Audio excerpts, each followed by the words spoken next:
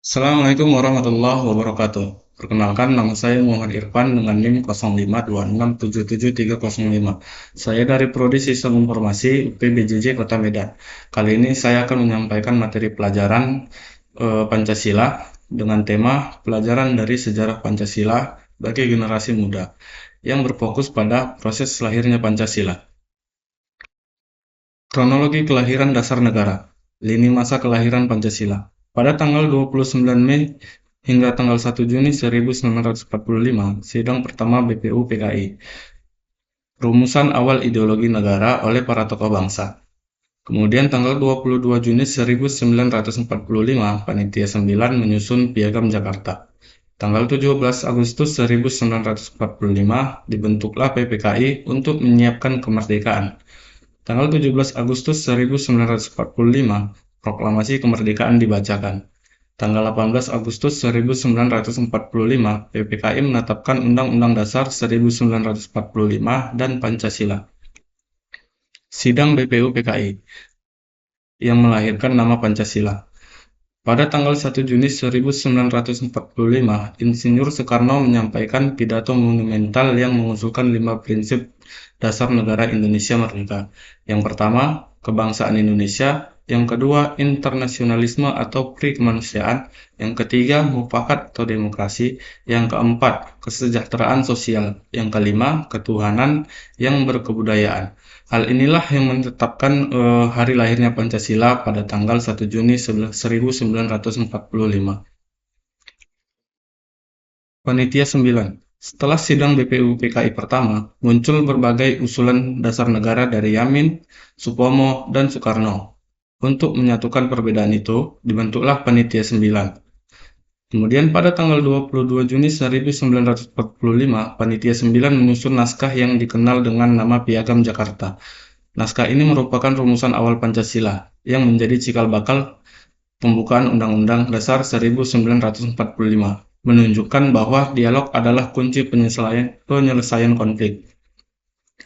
Berikut isi Piagam Jakarta. Yang pertama, ketuhanan dengan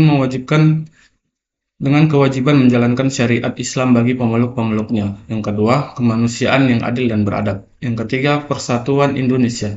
Yang keempat, kerakyatan yang dipimpin oleh hikmat, kebijaksanaan dalam permusyawaratan perwakilan. Yang kelima, keadilan sosial bagi seluruh rakyat Indonesia. Sidang PPKI 18 Agustus 1945. Sesaat sebelum sidang dimulai, Muhammad Hatta menerima aspirasi dari tokoh Indonesia Timur yang keberatan dengan 7 kata dalam Piagam Jakarta. Penghapusan 7 kata atau kalimat itu berbunyi, dengan kewajiban menjalankan syariat Islam bagi pemeluk-pemeluknya. Bukan berarti pelemahan peran agama, melainkan penegasan bahwa Indonesia adalah rumah bagi semua golongan. Para tokoh Islam dipimpin oleh Ki Bagus Hadikusumo menunjukkan kelapangan dada yang luar biasa dengan setuju mengubah sila pertama demi menjaga keutuhan NKRI yang baru lahir. Ini adalah bukti nyata nilai persatuan Indonesia melampaui kepentingan kelompok. Nilai Pancasila dalam peristiwa PPKI. Yang pertama ada musyawarah. Keputusan tidak diambil secara sepihak, melainkan melalui diskusi mendalam yang menghargai keberagaman pendapat. Yang kedua ada toleransi, kesediaan untuk mendengar suara minoritas demi harmoni bangsa yang lebih besar dan jangka panjang. Yang ketiga, negarawan, menempatkan kepentingan nasional di atas ego kelompok atau kepentingan politik praktis sesaat. Relevansi bagi generasi muda atau Gen Z. Mengapa kita harus peduli? Yang pertama ada literasi digital dan hoax. Pancasila menjadi filter dalam menyaring informasi agar tidak terjebak dalam adu domba di media sosial. Yang kedua, globalisasi. Identitas Pancasila menjaga agar pemuda Indonesia tetap bangga dengan akar budayanya di tengah gempuran budaya asing. Yang ketiga, kolaborasi kreatif.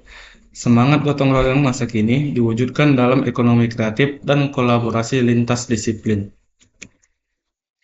Refleksi bagi diri saya. Sejarah bukan sekadar hafalan tanggal, melainkan kompas moral. Belajar dari PPKI, saya menyadari bahwa persatuan tidak akan terwujud tanpa kerendahan hati untuk saling memberi ruang. Demikian materi yang dapat saya sampaikan. Terima kasih. Apabila ada kekurangan, saya mohon maaf. Demikian, wassalamualaikum warahmatullahi wabarakatuh.